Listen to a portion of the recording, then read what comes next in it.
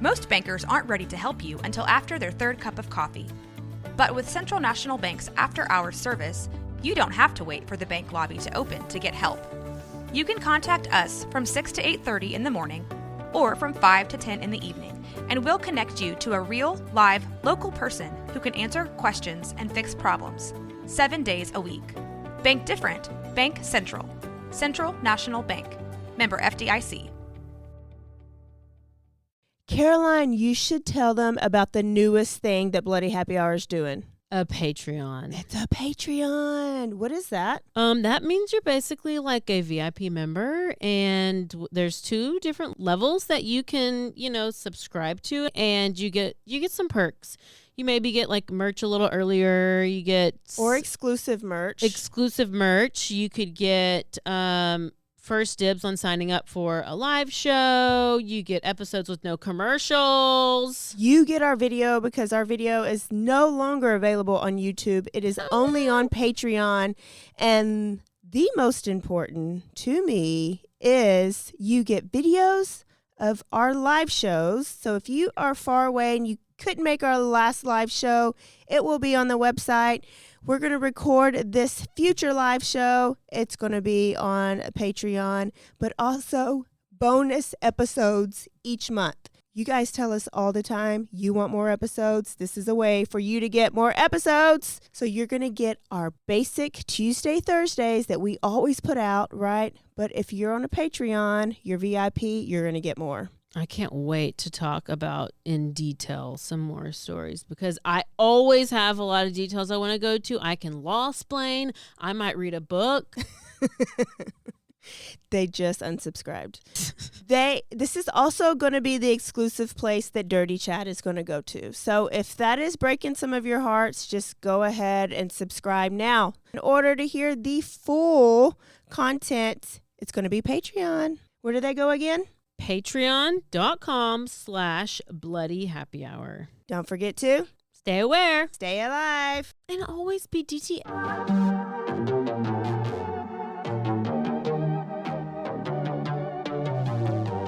Hey y'all, I'm April. And I'm Caroline. And this is your Bloody Happy Hour. Caroline, are you ready for this? This is your newest guilty pleasure. It's the bloodiest part of your week. Did we say something about it also being happy hour? Show did. Because we about to be sipping on some murder. Bloody Happy Hour.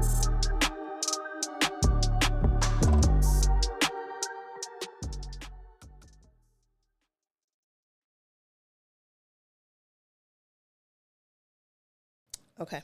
All right.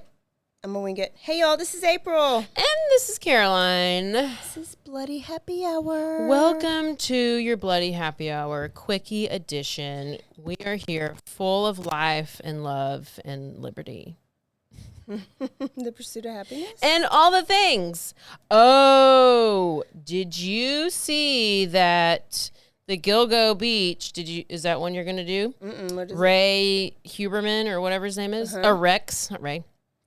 I think he is facing 2 more murder charges because they already got him on 4, I think. So now they found 2 more because they did another search. They went to his house just when the wife and the kid went out of town, and then they went and did a whole nother big, huge search. Wow. Yeah. So this was pretty new. Melissa Bartholomew, Megan Waterman, Amber Costello, and Maureen Brainerd Barnes were the 4 original ones, and now there's 2 more that they have tied. 2 additional counts of murder for Sandra Castilla and Jessica Taylor. Nice. This guy is... he's been going for so long, they're not going to find a quarter of what he probably really did. I know. Okay, so speaking of serial killers, let's go to Indiana because authorities, what I need to find out is why this is happening now, but probably because they just found some bodies. So there's a guy named Herb Baumeister. Okay, he was accused of luring young men to his home, gay young men, in the 80s and the 90s and murdering them. And he took his own life in 1996 when police found out it was him. Well, he has like an 18-acre family property. And on that 18-acre, some human remains, a bunch of human remains have found. I think they have found 12 total, but now they're slowly identifying the human remains, and they are linking to missing people that went missing at gay bars back then. Okay. They went missing, yeah. And so you found bodies found like topless, like they had on their bottoms, but like. Wait, so where was this out in? Indiana, you said, but was it just like in a field or something? It's their family farm property. And we don't know how they got to and him. it's 18 acres. So how do you know where to zoom in on the 18? Well, obviously they didn't know back in the 90s, and now we have more technology to get them there.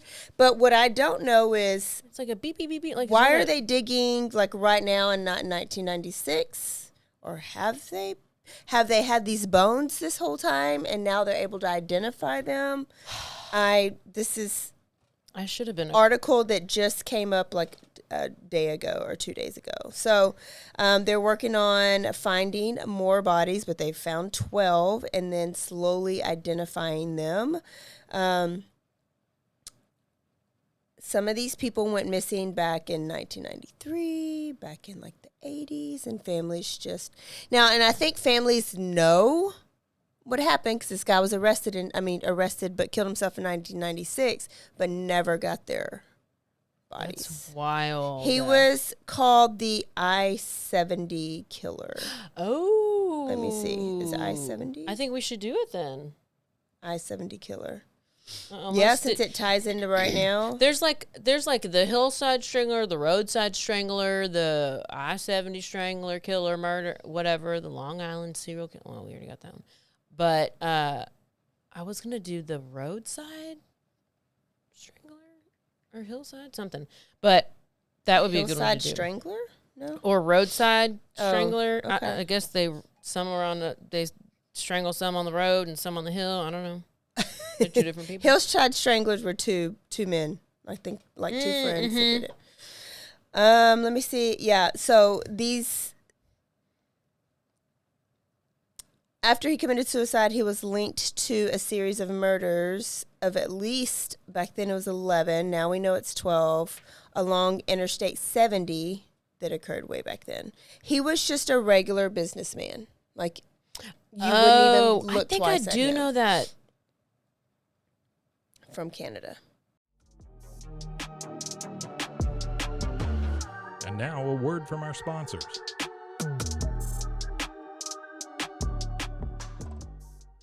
Hey, I'm Blair. And I'm Brittany. And we're the host of By the Cover Podcast. We cover everything from mysteries, thrillers, romance, chick lit, and even some smut. Don't forget the smut. Yeah. We're so excited to get this thing going and share this with you guys. We've been talking about this for months, and it's finally happening. Yes. Special shout out to Rogue Media for helping us with this. For sure. You can find us on Instagram at bythecover_podcast. You can also find us on Facebook and TikTok, so don't forget to give us a follow on those too also. And we are so excited to dive into some of our favorite books and share those with you. We can't wait. Hope you love it.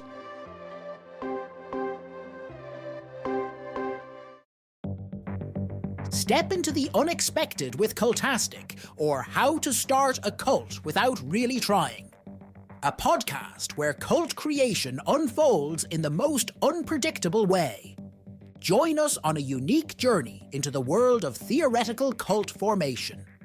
Unlike any other podcast, each episode of Cultastic is co-written in part using ChatGPT, and we let it decide our fate, good or bad. What makes Cultastic truly intriguing? We don't know what's coming each week. Together with our AI co-author, we'll discover and build this cult, one episode at a time, exploring various aspects of cult dynamics, leadership, and group psychology. Delve into themes of charisma, influence, and the power of group thinking. It's a blend of expert analysis, theoretical exploration, and the unforeseen twists of AI-generated ideas.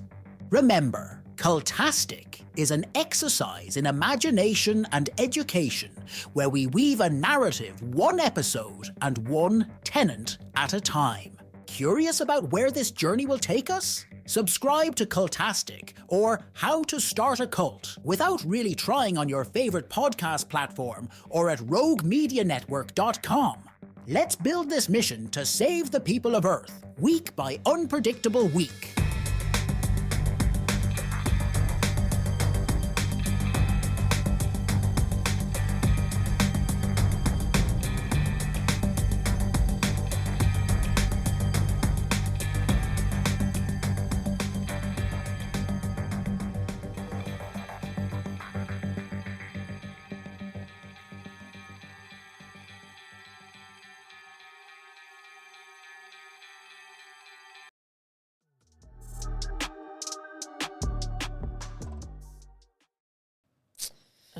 Yeah. Okay. So there is. This is what I love. This is the year of exposure in so many ways. Or yes, I'm not even going to say the year because things were getting exposed in 2023. I think it's just the time because the technology, everything. We're exposing all the dirty people. We're exposing all the shade, all the horrible humans. About to be one exposed. And it should be. How about the guy that got, before you do that one, how about the guy, did we talk about this last week? The guy who was, went to Zoom court in his car. What was his name? It is Corey Harris. It was all over. Corey Harris. There's so many like reenactments of it now. He was showing up to Zoom court. Driving. The judge comes on and he's like, "Oh yeah, I'm hang on, Judge, I'm pulling in the parking lot. I'm at a doctor's appointment. I'm almost there." He goes and the judge is just sitting there with his like arms crossed. He looks like the Monopoly guy. He got that like perfect little gray mustache with a little cut, and he's like, And the guy's like, he's like, "Oh, you ready? Oh, okay, I just parked." And he's this big old guy. Yes. He's this big old guy. And the judge is like, "Okay, so we have you showing up for driving with a suspended license?" And the lawyer's like, "Yeah, we're going to try to get him to where he doesn't have to serve it." Yeah, whatever. And he's like, "But he's driving." He's currently driving his car. And then poor Corey, his mouth's wide open and it did not close. Corey. So then he went on like Fox News or something. He went on the news. He gave interviews, talk about how he had his license and this, that, and the other. This kid has never, ever had a license. He has had an ID. He's gotten a new ID every year. He's never had a license. I watched a recording about it today. And then on this article, it says, Corey is hoping to get his learner's permit on Friday, June 7th. So there isn't even a license to suspend. I know. So that's probably what he wanted to say when his mouth was wide open, but he was like, no, it's probably not a good idea. He showed up to court on Wednesday. They said he was wearing a bright yellow shirt that said, "Trust me." Corey, he's internet sensation now. Corey, and even Michigan. that judge, because there's like a TikTok page with a bunch of his things that he says in court. He's pretty hilarious. Anyway, so now I follow that judge on TikTok. That's funny. Let's talk about a missing person. February 22nd, 1985, Sherry Mahon was the child at the time, 8 years old, and she vanished. She was last seen in Winfield Township, Pennsylvania, where she went missing from a bus stop. She has not been seen for 39 years. Oh my god! She would be 47 years old right now. Tell me she just celebrated her 47th birthday. Well, a woman just announced on Facebook. Tell it. On the Facebook group Tell me that's now. dedicated to Cherry or Sherry. Sherry, Okay. Cherry. She went on and she was like, "Hey y'all, I'm Sherry. No, ma'am. This is me. I'm No, just ma'am. look. Here's a picture of me, and here's a picture of when I was young. Oh my gosh, it looks exactly They like look her. exactly alike. Or did she just cut her hair and make her face look? They literally look Almost too much alike, like where AI could have done that. okay. So what's the story? So because if I put my picture up from when I was 5 years old, I wonder if I would look like it. but the family does not believe her. Because for some reason, people are obsessed with this case, and there have been 3 other people that have come forward. 3 other women have claimed to be Sherry over the years. And there's only a $5,000 reward out for, so it's not like they're doing it for I'm money or Sherry. attention. Turns out I'm Sherry. I'm about to cut my hair. Yeah, that actually does look like you. So, but it's made like national news because the family, instead of being like happy about it, They're like, bitch, that's not you. they're like, no, you're not. We don't believe you. Don't give her any attention.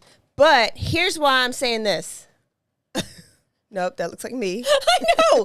They would be like, ma'am. We're going to post that and do a poll as who is this, April or Caroline? That's what we need to do.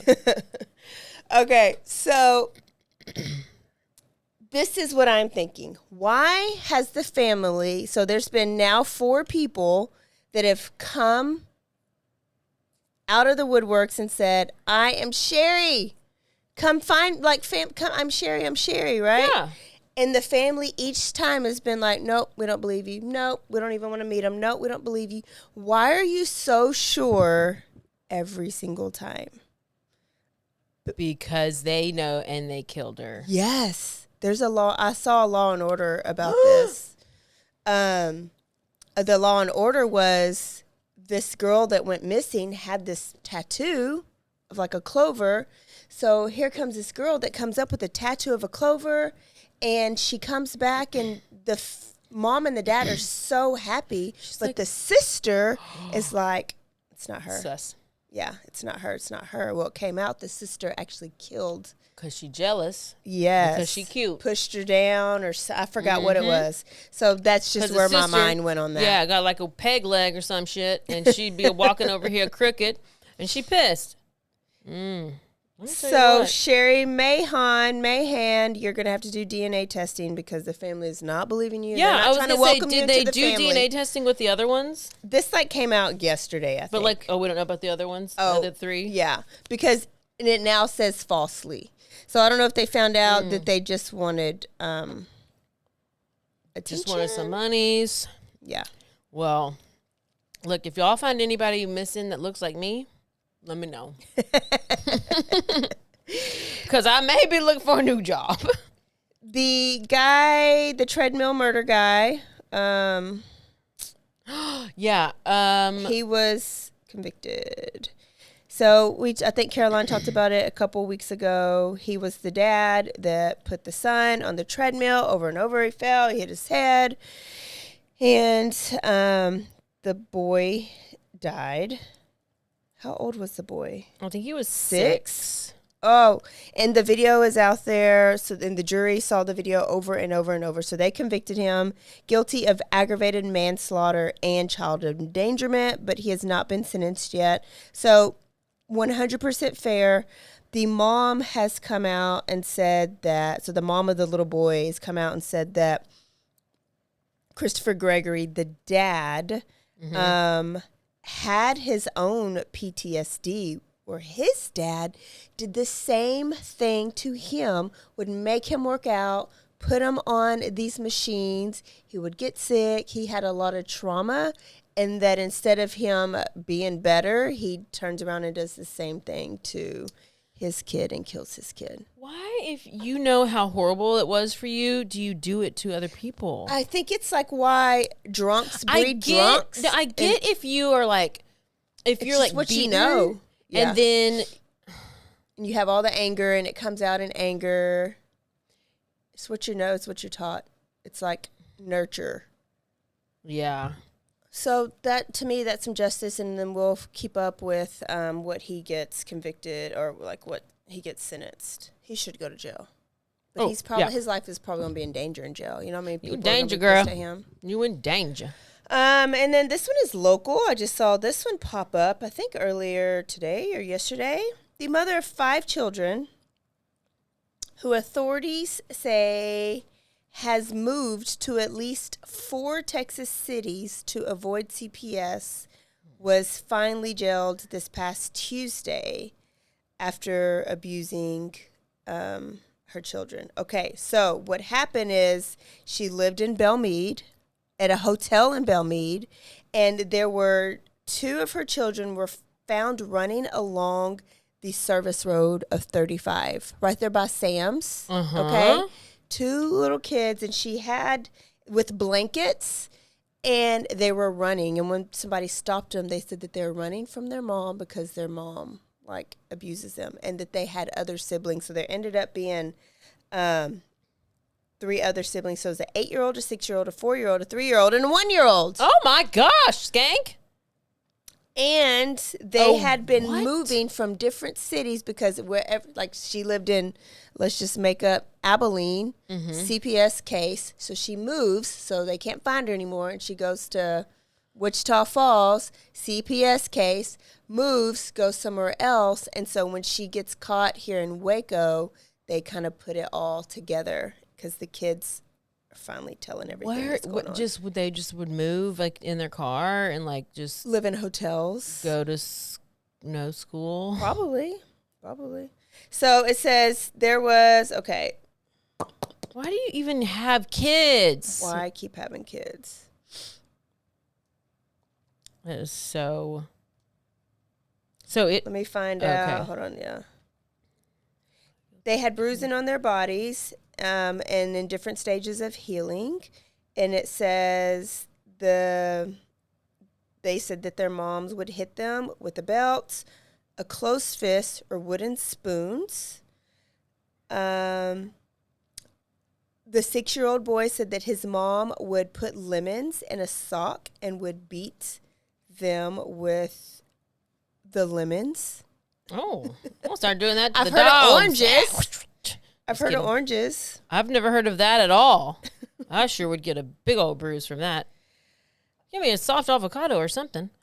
They were suffered from untreated infections, malnutrition, and extensive bruising throughout their bodies. And this had been ongoing their whole life. Who are they? All different baby daddies? I'm sure. I mean, I would put my right hand on it. Okay. They moved from Alleyton to Paris to Palestine and then came to Waco. Oh, great. Leave your shit in Waco. But at least we caught him. Caught it, put together, and arrested her. Okay, so now we got him. We got her arrested. What happened to the children? They all now live with different family members. They do. So hopefully it's not this. When was this members. that it happened? This happened on June 5th. Wow. They caught her yesterday, or they were able, like, it's been happening and they caught her and they got the kids. Well, maybe. She was put in jail. So this happened a while back, and so I guess they finished all the investigation. Yeah, I was just wondering, like, if the kids, if they just, like, went to, people were like, okay, I'll take a kid.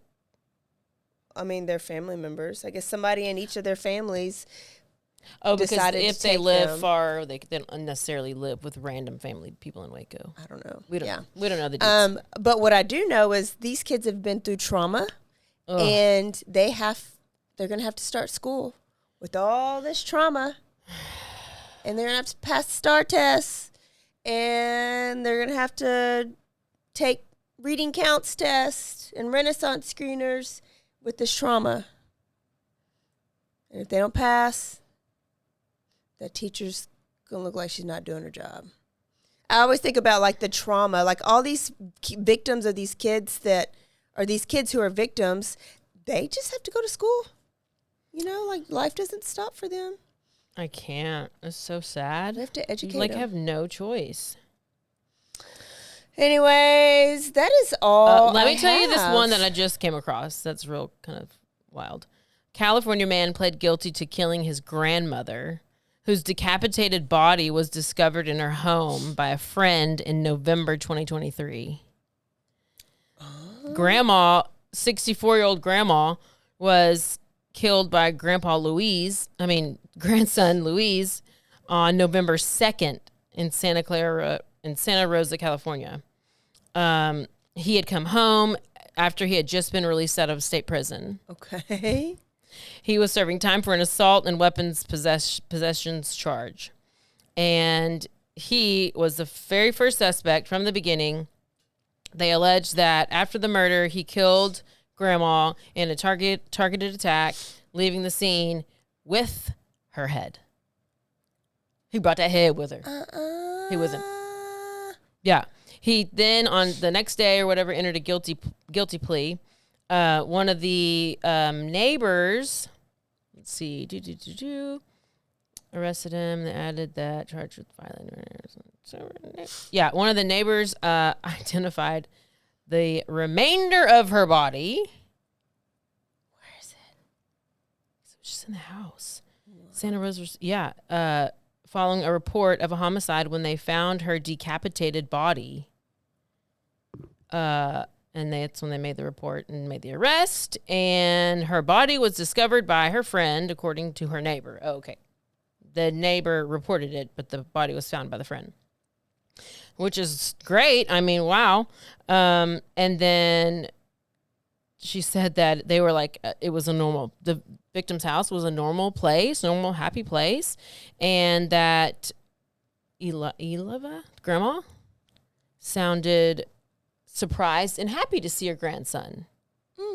Like, because he had just gotten out of prison. Yeah. She's like, oh my gosh, like, let's sit down and let me make you some porridge. I don't know. And so, I guess a few hours later, the friend saw Jessica or grandma running around acting crazy, and she kept yelling, no head, no head. A few hours later, Jessica saw a friend of Elva's panicking and running and screaming around the house. She kept yelling, no head. Wait, Elva. Oh, wait, Elva is the lady. Elva is the grandma. Who was killed? Elva, okay. Elva, I kept calling her grandma. So the friend found her and was like... A few hours later, Jessica saw a friend of Elva's panicking and running in and out of the house. She kept yelling, no head. No head. I could go multiple ways. What song is that? You never want to hear your neighbor say no head. That's one thing you never want to hear. Okay? But you know what? She was a very loving person. She was adored dearly by all her grandchildren except for the one. Oh. And Luis did not disclose a motive behind his killing, and he's expected back in court on June 27th for his sentencing. My God. When we were just... You mentioned Sherry, and I kept thinking Sherry Papini. Because why not? And now I see an article about Sherry Papini. She's writing 2 books. Bitch, you about to go right back into jail. Don't they tell you that if you are going to write a book, we got Corey Richards wrote a book about daddy died and oh, poor us, bitch in jail, charged with his murder.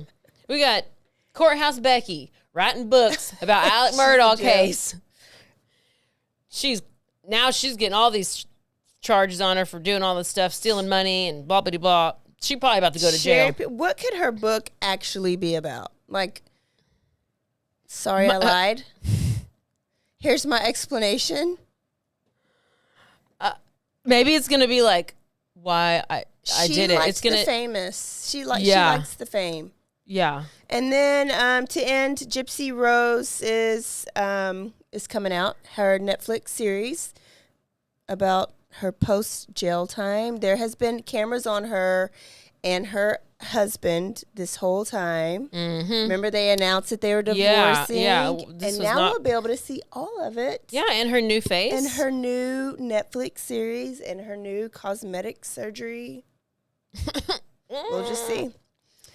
Okay, that is it. There's our quickie. We will see you Thursday for a full episode. Where we be going?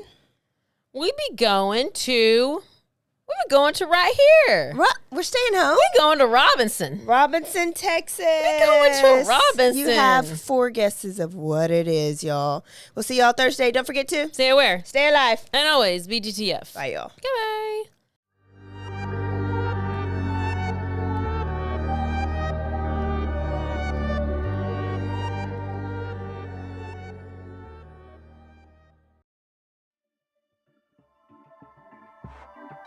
This has been a Rogue Media Network production.